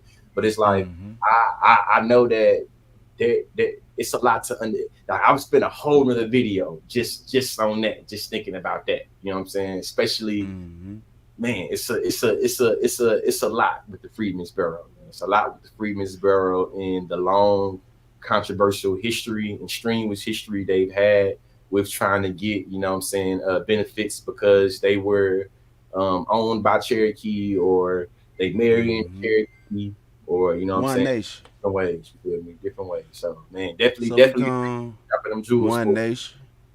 you know, became one nation with the indigenous, but they paid $5. Like Yeah, you said, you want to, yeah. That's why yeah. I said, listen, man. That'll be a listen. It'll be a whole because it's so much. That'll be a whole another conversation. I'm definitely gonna put it in my little book right here because I think it's a good topic to get into. But we ain't, you know what I'm saying? Definitely appreciate you. I'm gonna play like one more clip, man. Shit, I'll be on my way, man. I gotta wake up my All kids at right, school, man. But definitely appreciate you for dropping through, man. I appreciate you for no sure. problem, bro. Yeah, Yeah. yeah.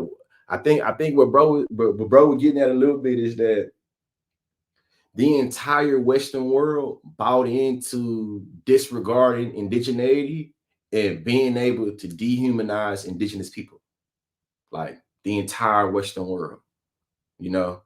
And I think because the entire Western world has literally been waging a war on indigeneity and indigenous people, a lot of us already buy into the dehumanization of individuals that have, you know what I'm saying, native or indigenous backgrounds.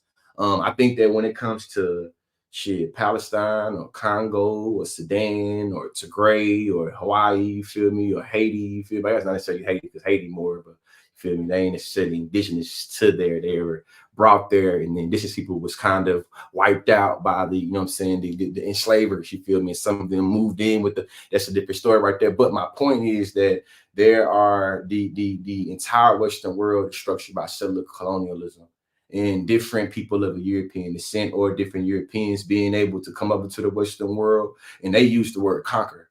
The word conquer being very intentional to try and justify the land theft, the land dispossession, and say that there was some legitimate war that was fought and somebody lost and somebody won and the winner got the land, and that's what happened. They don't teach us that the American government has broken over 500 treaties. You feel me? I think that's very similar to America being able to champion the Geneva Convention or talk about international relations, or international law specifically, when it comes to like Putin and Russia, but then have a disregard for that same law anytime their allies, you know what I'm saying, is doing something. You feel me? The same way they were able to make different agreements with different native indigenous tribes here in the Americas and then go back and then break that, you know what I'm saying, literal treaty that you just did. I think there's a lot of ways the Israeli government is able to break different agreements, break international law, made, you know what I'm saying, whether it's collective punishment, made, you know what I'm saying, whether it's you don't let people return home, whether it is you dropping phosphorus on them, you know what I'm saying, whether it is you waging war on civilians, you bombing schools, you bombing churches, you bombing, you know what I'm saying? It's like these are all things to me that is very similar to how the American government broke all these treaties. You feel me? So for me, when I give a settler colonial, you know what I'm saying, analysis, I'm really thinking how all these particular nation states move very similar when it comes to displacing and killing indigenous people while still in the labor of somebody else. You feel me? Even when we talk about Liberia, you know what I'm saying? Liberia is an African country that's also an African country structured by settler colonialism. They quote unquote say it's the only African country outside of Ethiopia that wasn't colonized when it actually is a colony in itself. There are a multiplicity of indigenous people that's in Liberia that have really been fighting with a lot of Amero Liberians because some white folks in the 1830s gave them guns because they didn't want them to be there in America, sent their ass to Liberia and said, have at it. You feel me? In those instances, you see that the black people from the Americas were giving guns and weapons, just like Israel has done. You feel me? And they literally waging war on the native people at their own benefit at being able to get power. When I was at the University of Oklahoma, my homeboy Augustine Williams, if I never forget Augustine Shabu, I still talk about every once in a while, man. Liberian though, you feel me? When I got into my like junior year, senior in college, I started learning more about like Liberia, learning more about West Africa, and learning more about settler colonialism. And what I know is that the settlers' move to innocence is always trying to convolute what's actually happening. Try to make it where cowboys and Indians, they teaching us that the Indians, the bad people, and the cowboys, the good people. When in actuality, it's like, nah, they ain't how it happened. They ain't what it was. I see you, absurd. I'm finna play one more clip and then you on, and then I'm out. I don't even know what this last clip gonna be, but whatever it is, you feel me? You know what I'm saying? I'm out. I hope this live is able to start critical conversations and move them just away from this division of Black versus Palestinian and really thinking about critical shit. You know what I'm saying? Not just break out the microphone for this to ensure that you all can hear me when I two say videos, this. actually. I'm not voting. There is nothing that you can say or comment or DM me to prevent me from voting for several reasons. Number one, I'm real grown, okay? Two, my parents, grandparents, great-grandparents, and teachers have taught me too much for me not to vote, okay? I'm an 80s baby. I've survived too much. I've seen too much not to vote. So I'm voting. Also, I'm not here to be famous. This is not performative. This is what I do. You are just discovering me, okay? This is what I've done, whether this camera is rolling or not, and will continue to do so. I am so glad, not to be boastful, that my children have a mom like me, because I can't imagine my son coming out to one of you bigots. Oh no. Or my daughter surviving self-harm with one of you fools that's telling her she don't have any problems or how not to be stressed. I'm not voting in November. My rights matter, all of them. So you can go play in traffic. Refer to one of my courses if you're not clear on what you need to do other than play with me. Okay. I'm not seeking to be famous. I'm seeking to be impactful. I don't need to be seen. I need to make a difference. Thanks. I really can end it on The that. topic of solidarity between Black folks and Palestinians has existed since the inception of the State of Israel and the Nakba. And the issue of Black and Palestinian liberation not only mirror each other, but are inextricably linked in their histories. Support for the freedom of Palestinians has been an element of the Black Panther Party, of the Black Lives Matter movement, of the ending of apartheid in South Africa. Nelson Mandela, after his release from prison in 1990, embraced Yasser Arafat.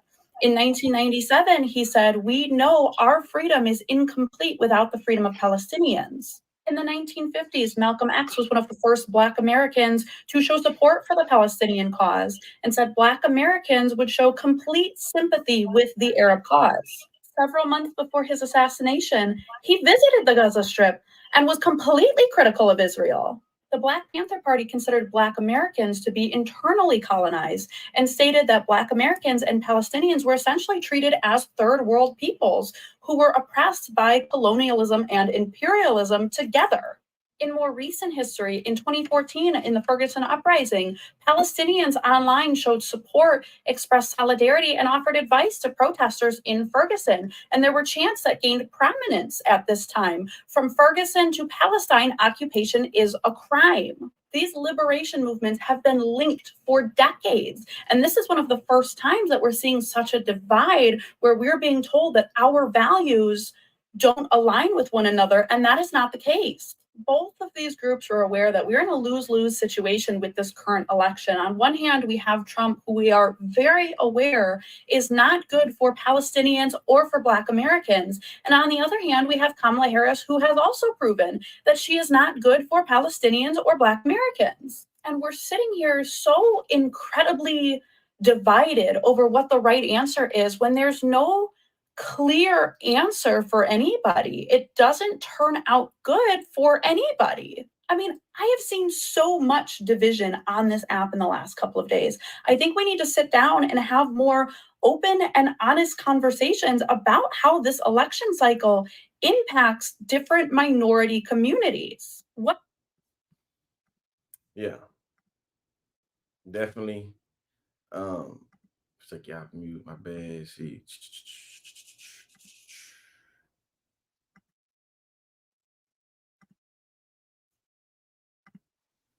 Yes. What's going on, Absurd? You on the line? What's your beef? And say you on. What's your thoughts? I should say really. Hello, Mr. Consciously. I guess I'm just gonna reiterate some of the stuff that I had already said in the comment section. But like for me personally, I feel morally corroded trying to vote in a system that is this sick. And I'm like, I really have separated myself from voting. And even 2020, where that was like one of the first times I like could vote, whatever, I just didn't actually engage and at the level that I really wish not even that I wish I had, but that even after, because my vote, I'm living in a red state, my vote, Yeah. She said, well, we So- said red state. yeah. Right.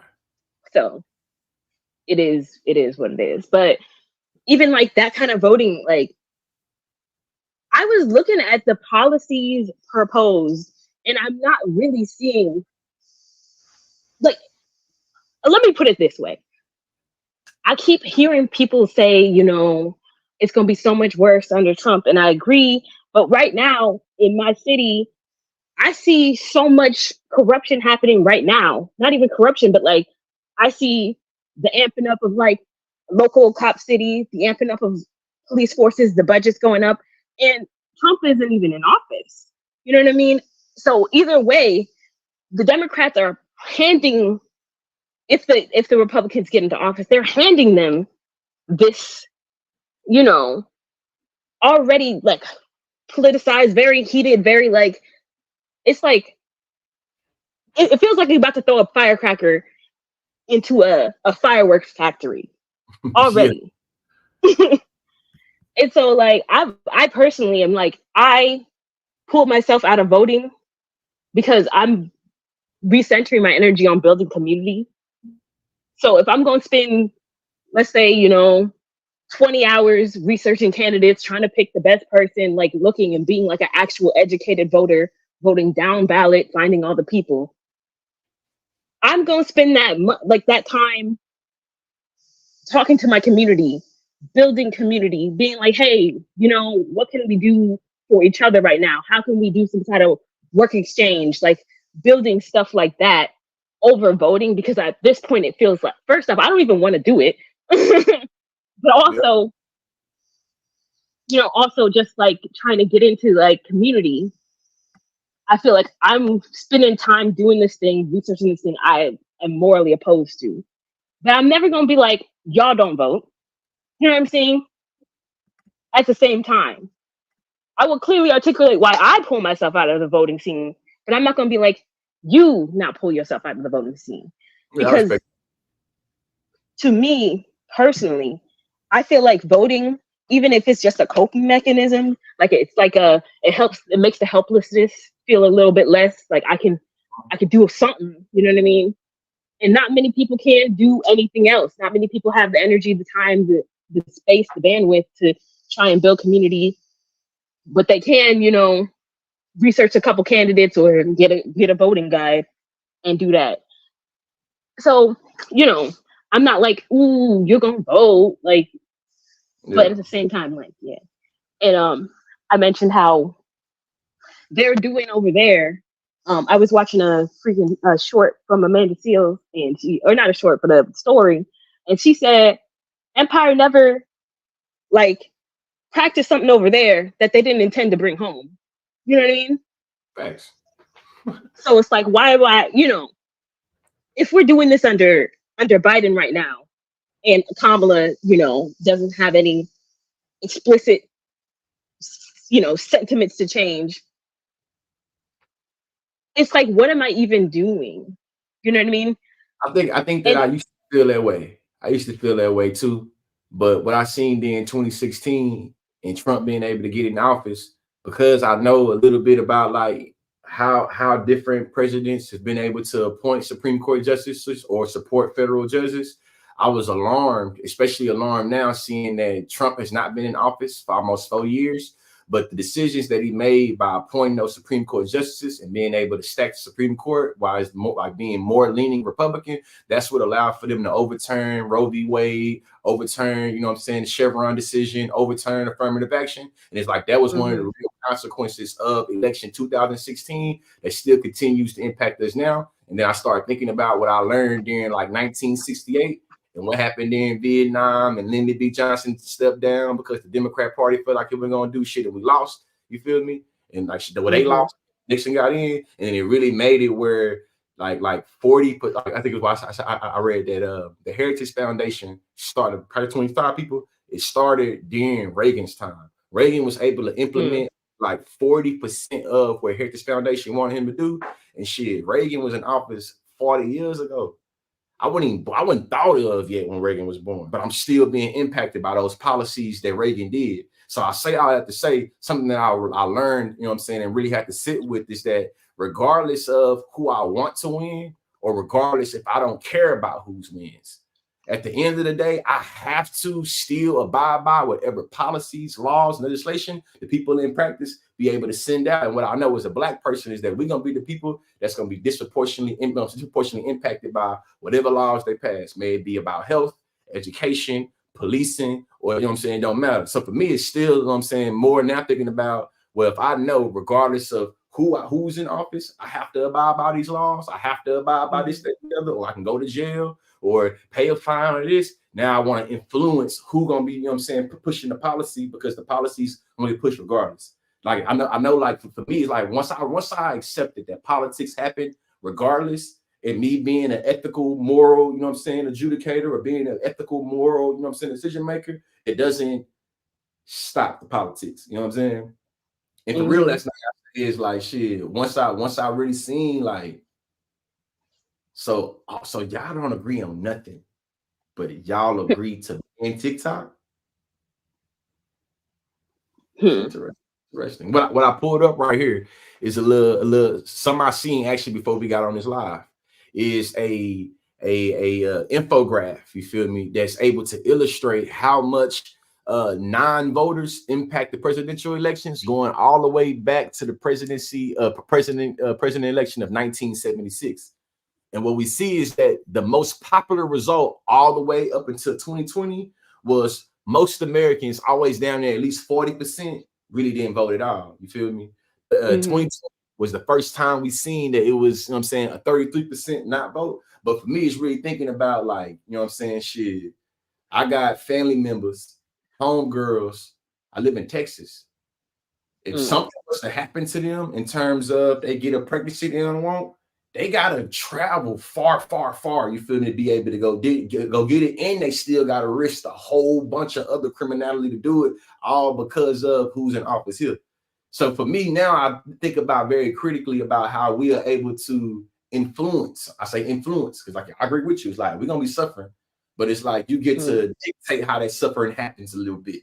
I think that to me, that makes sense. You know what I'm saying? It's like, well, both of y'all gonna fuck me over, but he gonna whoop my ass 7 days out the week. He gonna whoop my ass Monday through Friday. I'm gonna take my ass up Monday through Friday and at least get the weekend off. You feel me? And it's just like I recognize that's how pessimistic and grim our politics that we have. But it's like, shit, these are options. I know regardless of who I vote for, I will have to abide by some laws that's passed through the executive branch. That's now, for me. I have a question for you, because you're in a red state too. And how is navigating that, knowing that, like, literally not a single person I voted for got elected in my state. Like, even like, you know, one of the judges and people I was voting for, somebody was an independent, they didn't even get in. And I'm like, this is like, I was like, that's when I was really like, what is the purpose? I mean, that local is real important. There'll be a lot of gerrymandering and redistricting going on, and it happens usually because Republicans have a stronghold on state politics and local politics in the city area. That's how they're able to redistrict that county and make it where, you feel me, those Black people don't have as much, you know what I'm saying, a weight in they vote as that district right there. It's like it still happens on the local, and what we know is that, like, you from where you from, you know, community tied to a community. A lot of local elections probably be even worse than this right here. We know we have more participation in presidential elections than local elections. So it's really being able to show different individuals on a local level, hey, listen, man, you tired of the potholes in the street? You tired of your school having them old ass books? You tired of the person that's running, you know what I'm saying, the county jail, the sheriff? These are ways that we in our community can do something. And it's just like, what I know is that it's not just a Black thing either. Most Americans don't vote. Most Americans don't vote. Like, most of us don't vote. I'm showing demographics right here. Black folks only 12, 13% of the population. So 40% of the population ain't voting. That's a lot more than Black folks that's not paying, you know what I'm saying, not participating. You feel me? So it's really like thinking about how at that local level, what it looked like to make it where if we even trying to climb up, how do we find people in our communities that represents what we want, then make it where we can put them in office. I think there'd be a lot of times my beef, especially my new beef anyway, with a lot of third-party candidates. I think that a lot of them are very lazy in many different ways when it comes to like movement building and doing grassroots, and they literally try to jump straight to the presidency, like they got damn Donald Trump, and not really try to like really build coalitions at the local level. Because it's like, if I know about separation of power and checks and balances, even if a third party candidate got in the office, you still got to work with either Republican or a Democrat majority Senate and House, and you feel me, a Supreme Court. So you don't have to fold in your third party values one way or another anyway to get policy passed in terms of when you get in the office. And that's hypothetically speaking, without me even being petty about how all third party candidates not even on the ballot in all 50 states. You need 270 electoral points to win. So if you ain't even, you know what I'm saying, shit on 20% of the ballots in these states of America, it's like, how do you expect to realistically win? You're not gonna win. You know what I'm saying? It's just like, I think that, in my opinion, that's the reason why Republicans spend so much money on keeping us stupid and keeping us dumb, because if we knew how politics work, a lot of us would be much more, you feel me, I think, invested. And a lot of us would see how they piss on us and then tell us that it's raining, or tell us that, you know what I'm saying, shit is water. And it's like, that's kind of not true. I mean, for real, because like last I live thoughts. in the okay, sorry, I'll be quick. Because I live in a real black little neighborhood, and we used to have our voting place was the church down the street. They moved us to 2.5 miles away to an industry zone for our, because we were doing too much voting. That's what happened. And everybody in the area, you know what I'm saying? Like, it's like, for me, even like the local people that we were voting for didn't get in because our real red state decided, they wanted to be extra racist and just keep us divided, and we can't even get anything. So for me personally, it's just not in the cards for me. But I understand everybody who's still pushing. It's just I can't, and that's a lot of people, but Yeah. I get it, man. I get it. I definitely get it. I think that where I can respect it is you do what you're doing, and you're not advocating for other people to do what you're doing. It's like, do you, I'm gonna do me, and we're gonna see what happens type shit. I feel like a bit of me definitely has some, I always have respect for that. You know what I'm saying? It's like, okay, that's what I'm doing, but I ain't trying to tell you to do what I'm doing. If you don't do what I'm doing, you bad or you good or this, that, and the other. But I respect that. You feel me? I think that if more people was like that, this whole Palestine versus a whole pro-Palestinian content creators versus pro-black voter, you know what I'm saying, creators wouldn't even be a thing. It'd be like, you know how to play your lane, you know how to, you feel me, stay where you at. But sometimes people have that reactionary knee-jerk, you know what I'm saying, and you just said and did some wild shit, and now we got to deal with what you said and did, even though we don't want to. You know. Yeah. But yeah, last words. Oh, thank you for having me on. Vote if you want to. Yeah. Thank you. Definitely, I appreciate you for sure. Why I ain't saying that?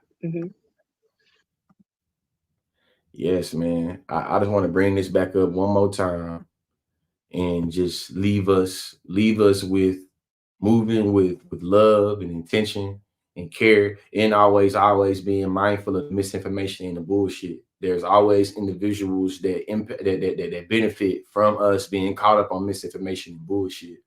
This infographic to me is real important because it's usually a lot of money left on the table, and there are a lot of governing bodies that are able to dictate how we send taxpayers' dollars to foreign entities to be able to quote unquote defend themselves, even though they're killing 60-70% children and women that are not a part of any army.